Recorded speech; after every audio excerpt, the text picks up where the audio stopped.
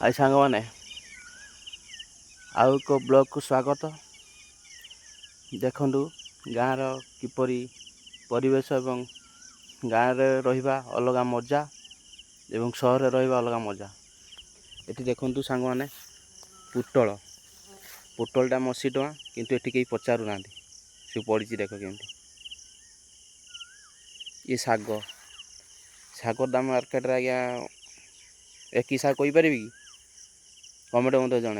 ये साग हूँ यार दाम हूँ 30-40 टଙ୍କା किंतु एठी लोक पचार ना।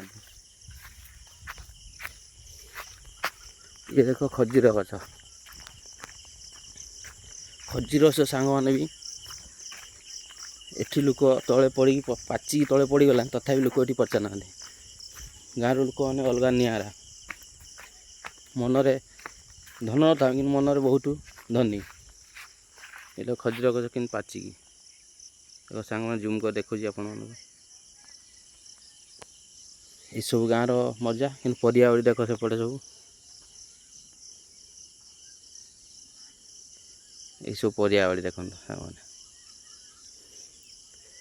कि गाँव में कई लोक पचार ना किंतु एठी पचिकी खत खाऊँ। सहर रे अलग प्रकार निरा